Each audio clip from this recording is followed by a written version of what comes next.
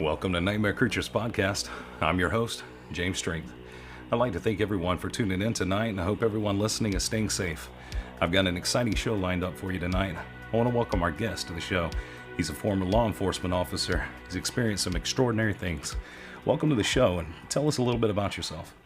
Well, like I said, I've been law enforcement for most of my life, and I've also got 13 years military under my belt. So, over the years, I've trained myself to be analytical, if you will. Right. So things I see, sometimes I try to, analyze it, and then try to figure it out.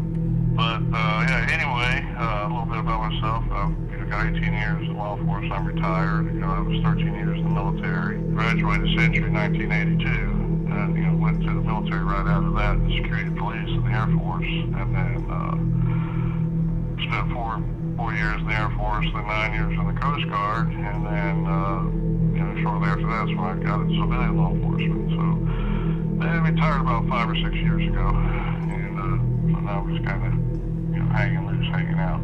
Wow. Well, that's quite an accomplishment. I want to thank you for your service. Well, thank you. I appreciate that. That's great. I imagine you've seen a lot of crazy stuff during your time on law enforcement. I have, but to be honest with you, most of it, what I experienced was before my law enforcement.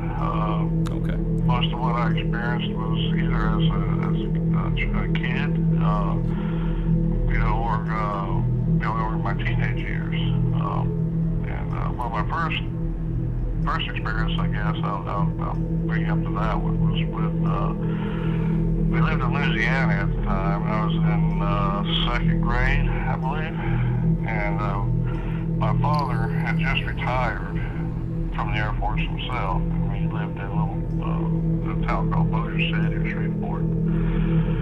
And the house we lived in was myself, I had my older sister and 3 older brothers. I was the baby of the family. We bought a house there. The story goes, of course, my brothers and sisters always wanted the kid, that supposedly the prior owner had died in the house from a heart attack on the couch. But, so anyway, getting to my story, shortly after we moved in, things started happening. The house was rather, fairly large. As I recall, I think it was a 4-bedroom. My sister had a room to herself, and we boys, we stayed in one room, and then my mom and dad had their room, and then we had the guest room, and then we had a large den that my father had bought us a pool table in. During the night, you would hear the pool table, you hear the pool balls playing. We'd sit there and listen to me and my brother. Like I said, we all heard it, and we get up the next morning, and the pool balls would be in the kid, like they'd never been touched. Wow. Then my sister, one particular night, she had a friend staying over. She swears up and down that she heard things moving around on her dresser, and she reached over there to turn on her nightstand light. And when she did, she said that her perfume, everything was suspended in the air, and it just dropped to the ground, dropped on the table. And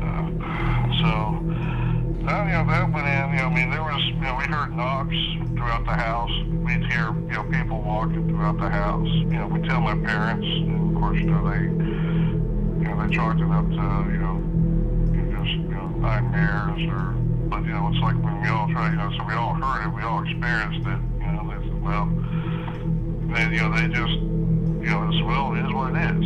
Right. And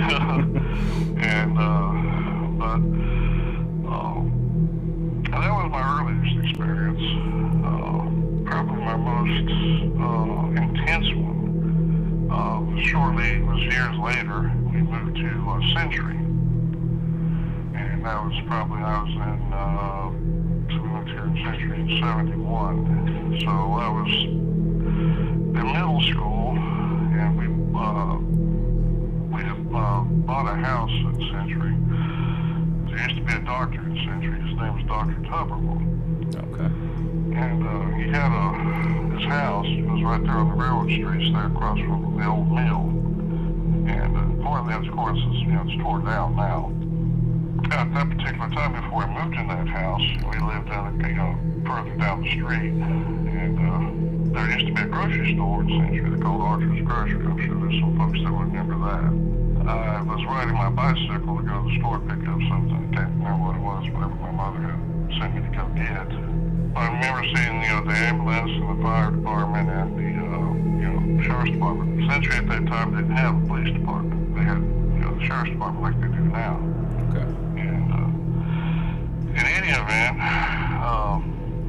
to this day, I still remember in my mind's eye as I rode by there, the body laying on the carport. Apparently, Dr. Tubberwell had committed suicide.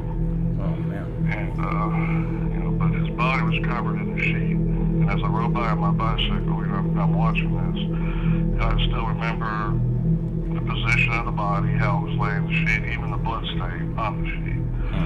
That's still ingrained in my memory.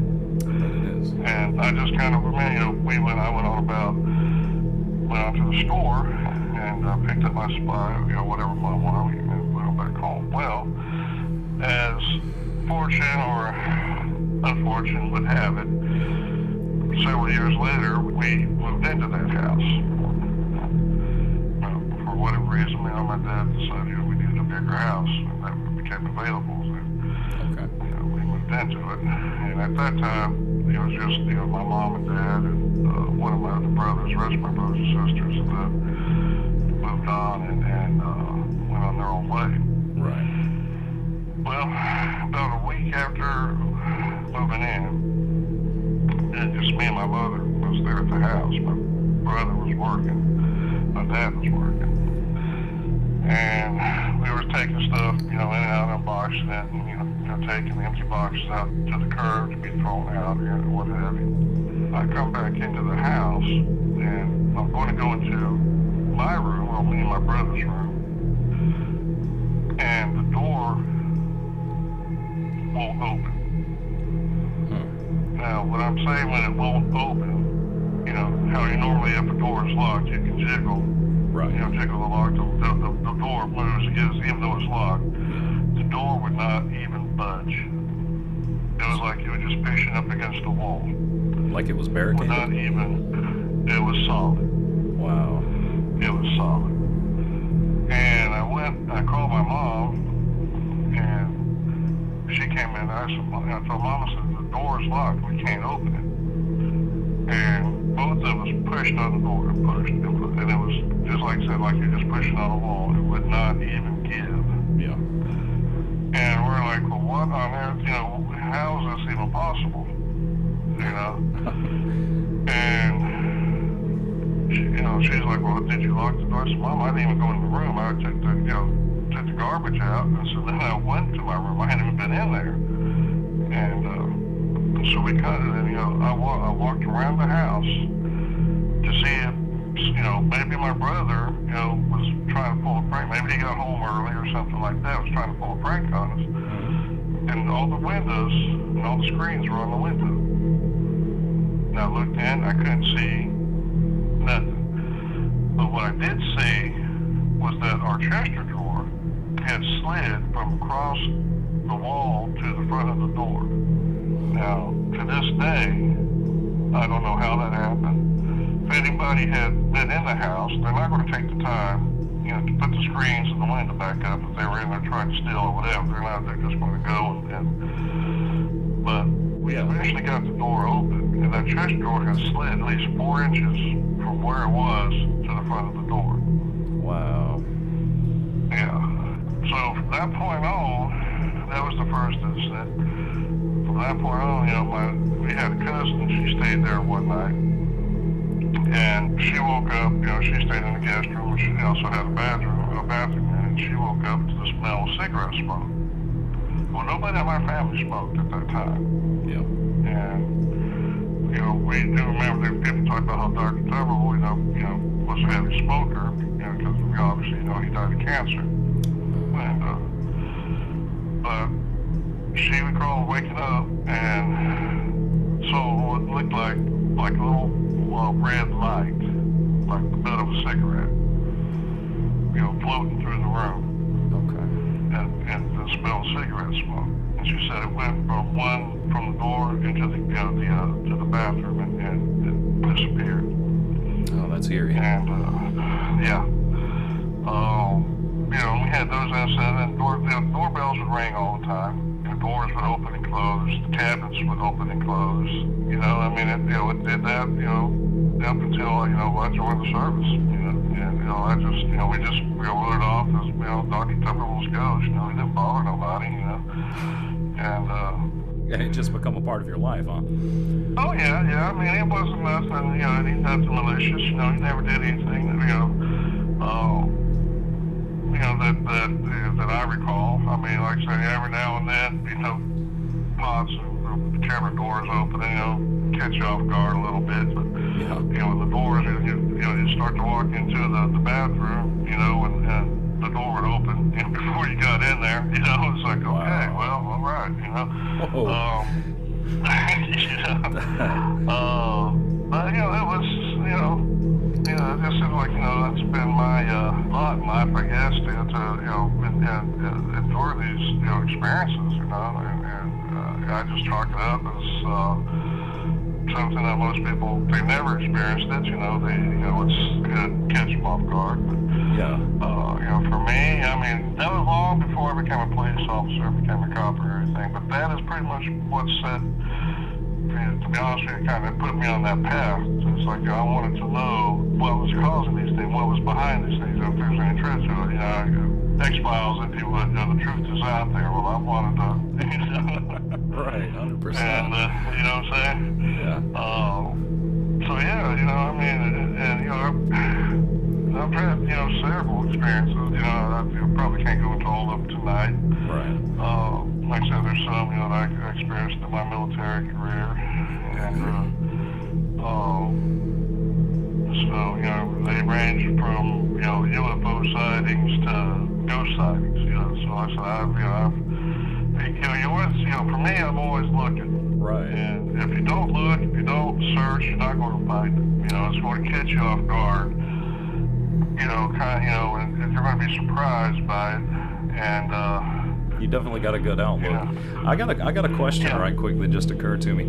It seems like you said that you never had any problems maliciously from the spirits that you had growing up. It seems so strange. It's either they're very malicious or they're benevolent. They're either hurting people or they just kind of coexist. Do you have any theories on that at all? Well, for me, I think sometimes it's, maybe, I don't remember the old Casper movie. Oh, yeah. That came on here a while back, but, I think it's like, kind of what they said, some unfinished business. Whatever that might be, I'll give you a personal another one. That's on a more personal level. My father passed away several years ago. I'm sorry to hear that. I guess maybe about 10, 15 years ago. And about a year after his passing, my nephew had bought a puppy. And he brought the puppy over to my house, for my mother to see. And he took a picture of my mama, with the puppy in her lap. Well, behind her is our dining room. Right. Now, my father, he passed away when he was about 90 years old, but he had solid white hair. And he always wore like a plaid shirt and or a plaid button-down shirt or something. He loved plaid. Right. And always had a handkerchief in his hand. For what he was always wiping his nose or something. But when that picture was taken, in the background, and I kid you not, and I wish I could show this to you. I'm gonna have to, maybe one day I'll have to show it to you. There's my father, just as plain as day, sitting at the dining room table. White hair, plaid shirt, with a handkerchief in his hand. Wow. Now, man. my mother, when we saw that picture, all my family, they saw this picture, and everybody was the same thing. It's like, how is this possible? Like I said, this was a year after my father's passing, and my mother, we discussed whether or not we wanted her to see that or not, because we didn't know if she'd be upset. But eventually, we did show it to her, and the first thing out of her mouth was, "When was this picture made? Why? Why is when we told her, so Mama, this picture was made, last week." And it kind of shocked her. Yeah. But getting back to your the original question, I think that was just my father's way of saying, "Hey, I'm okay. Right. Don't worry about me." And we haven't. That has been the last. Now, here's the thing about that picture. I can blow that picture up, and I can, you can see the difference. There's nothing there when you blow the picture up. Yeah. Right? There's nothing there. But when it's reduced down to a size, it takes, for whatever reason, whatever came together to form that, to form that image. It's more than a coincidence. Oh, yeah. You know what I'm saying? 100%. So, that is absolutely awesome. It's kind of reassuring, it's kind of makes you feel good, Yeah, he's hanging around. Because I knew, my father, my father's not going to be, vengeful or malicious. He was never that type of person. He was very kind-hearted, and that. So Right. I just feel, like, he was there to say, hey, it's okay, Wow. And so yeah, I to a degree, I think he might, maybe some sort of, unfinished business or something that goes on. But sometimes, in the course of a tragedy, where somebody's life is taken too soon, maybe they can accept, the fact that they're dead. Right. I mean, that could be, one of the things, that your spirit or your energy, lingers on, and,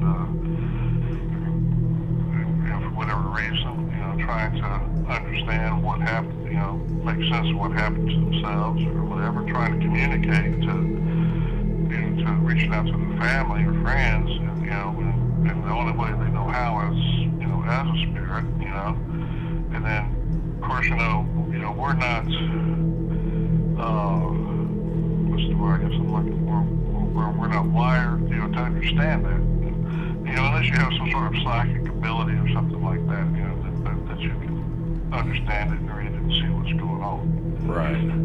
Yeah, I think a lot of people get caught up on the word ghost or spirit, and they kind of categorize them as evil or good, and they forget that they used to be people, Well, and I think it's just the energy, and now, I mean, even, the Bible tells you, that the spirits are there. I mean, because, it tells you, if you read your Bible, your Bible, it tells you, you don't communicate with the dead.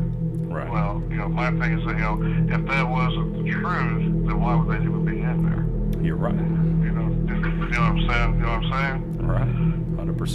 So, I mean, I've always wondered about that phrase in the Bible. It tells you don't communicate with the dead. But if there wasn't ghosts, if there wasn't spirits, or however, so that wouldn't be in the Bible. Yeah, you're right.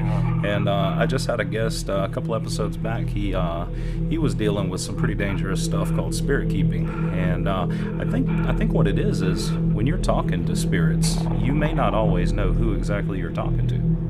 You're absolutely right, because especially if it's of a demonic or evil presence, they're going to take the form of who or what you want, and they're going to use that. Right. And because if the person, to me, I stay away from any of that, the seances and the Ouija boards, because there's evil forces in this world. I mean, that goes beyond our understanding. But whenever you invite something in, like you said, you don't know what you're getting. And they, for me, it's like my father. I don't have no reason to come talk to him. I don't need to communicate with him. I know where he is. I know he's in a better place. Yeah. So, if I was to try to communicate with him or whatever, I know it's not going to be him. Right.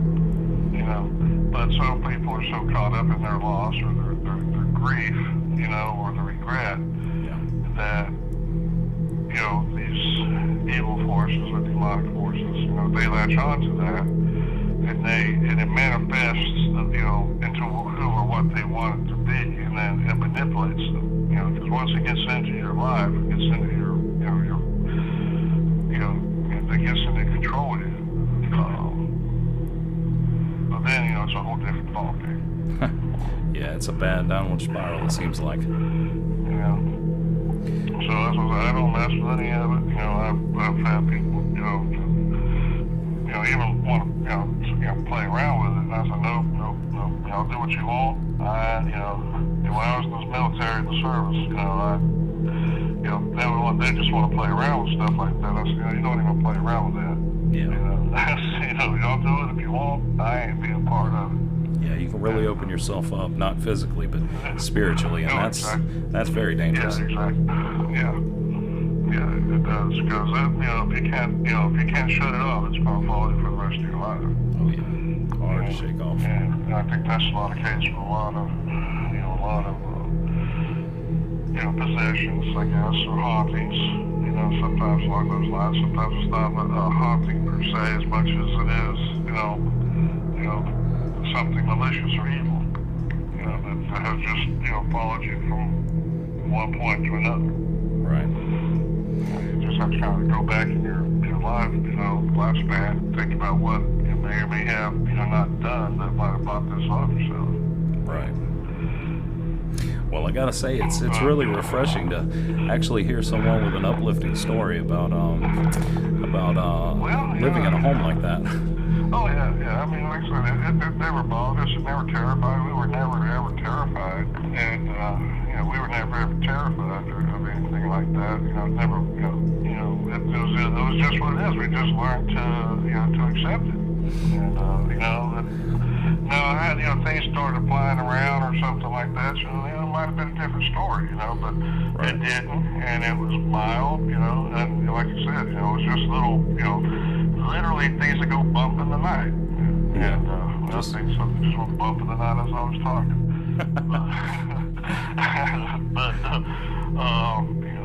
So I mean, like I said, we were never terrified, and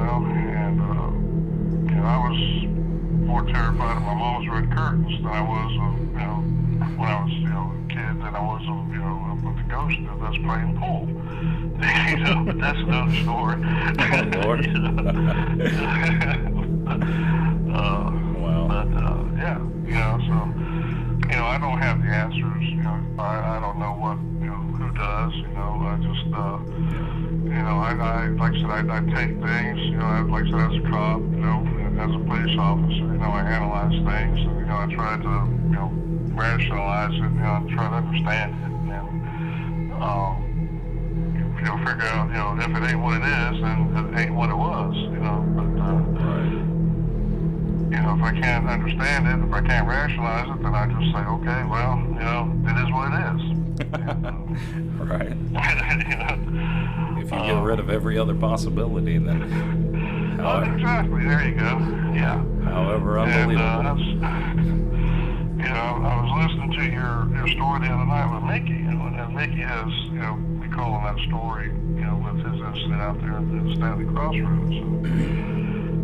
The theory about the cow being food, that, is a very good, explanation. But I felt, that the flapping or the wind flutter that you probably heard, was probably a coven of turkeys. Right. That's a really good theory, actually. I never thought about that. Well, turkeys don't, they don't necessarily fly, but they do roost. Right. They roost in trees. And, you know, a lot of times it's, you know, more than, you know, one, you know, it could be 3 or 4. And, you know, my thinking was that, you know, of course the rocks being thrown, you know, which is typical Sasquatch activity, you know, that if you read about that stuff, is to warn you away. And, Yeah. you know, the trees breaking, the trees snapping, which is, you know, well, it's another sign. And I'm just, you know, thinking, you know, that, well, you know, the turkeys just happen to be there. You know? It may be as simple as that. Yeah, and that's what that was. You know, they were just roosted in the trees when, you know, and since that took place, and they just got woke up and, you know, startled. Right. So, but you know, that's something that, you know, we may or may not, you know, come to a conclusion with it, you know, at some point in time. A lot of people, you know, I don't know, you know, it's just one of those things, brother. Right. Yeah. It's always great to try to figure it out. I like getting all sides of the stories and really trying to tear it apart and figure out what it could have possibly been. Well, I mean, and that's the whole thing. You know, before I jump to any conclusion, you know, I try to understand and I try to keep an open mind about everything. Yeah. You know, I just don't rule out any one thing. You know, and I'll give you another quick little story I had involving my law enforcement experience. I mean, it wasn't nothing terrifying, but it was kind of creepy. Okay. I was having to take a mental patient. That's why I worked for the sheriff's department, and it was early in the morning, I guess, about somewhere. I was going all the way to, I forget where I was going, Jasper, I think, Alabama, somewhere up there. And it was raining and storming as I was going up there, and I had this guy in the back seat. And the whole time, he's talking to himself. I mean, this guy's really, you know, extremely paranoid schizophrenic, you know. And as, you know, I got him in the back seat, I'm watching him, you know, he can't get to me, because, you know, got the plate glass window between us and the seat, but I can hear him. Right. And he's talking, he just basically talking to himself. And then for maybe a split second, I heard another voice in that car. Oh, wow. At the same time he was talking, I heard another voice. I stopped the car and got out. Yeah. Because I had to just, you know, kind of like, wait a minute, how did that just happen? Yeah. You know? And I just kind of had to, like I said, you know, rationalize that out. You know, it's like, wait a minute, how did that just happen? You know, I know he's back there talking to himself. Right. But how did I hear one voice in one part of the car and then, you know, another? It's like he threw his voice. Yeah. You know, and that's a possibility. You know, he may have did it, and not knowing that he did it. But like I said, I heard another voice in that car, and then I had to stop and just, you know, kind of like, wait a minute, now, this just didn't happen. When you say another voice, do you mean two separate sounding voices or two voices at one time? It was like he was talking to somebody and it answered. Oh. That's what I'm talking about, you know. I can't recall exactly what everything, you know, he was always just, it was all a lot of just a mumble, you know, a lot of everything running together. Yeah. But, you know, he was sitting behind, the reason I say, because he was sitting behind me, and in the passenger seat behind me, in the back seat behind me. Right. And that secondary voice, like I said, is like, as he was talking to himself, it's like, I'm talking to you, and then, you know, you talk to me as I'm talking to you. Yeah. And it came from the other side and the passenger side. Wow. You know, but it was just that, I mean, and I picked it up.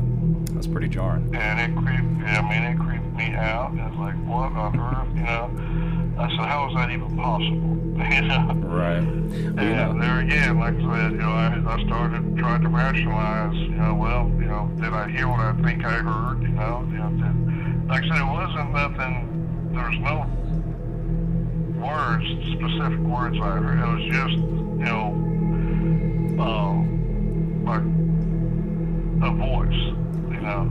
yeah. You know, it was like in that back seat, like two people. So, when he was talking, it was like, almost like so, like you and I were talking, and you just finally say, "Oh yeah," Right. Just a response. And for the rest of that trip up there, I was like, man, I got to get him. I got to get him out of Right. Yeah. Well, it's kind of funny you mentioned that. It was just a few days ago I was reading.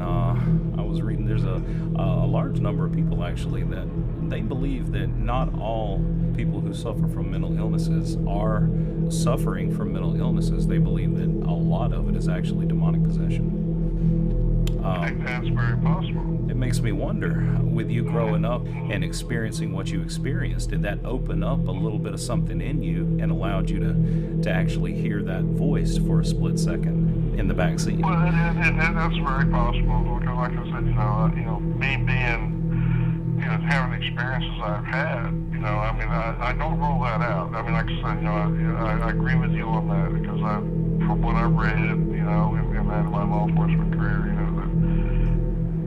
people that are going through episodes, and sometimes it is, mental, and then, on the spiritual side, it could be demonic. Yeah. And, one of the things, that I guess, in law enforcement is, you don't rule, there's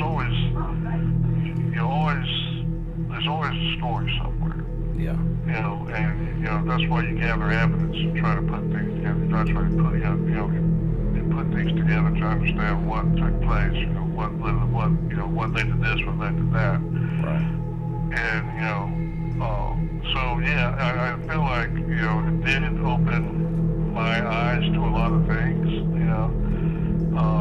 it didn't, like I said, it didn't, frighten me out, now I don't go out like and do a lot of, I don't do this ghost huntings or anything like that, because there again, I don't.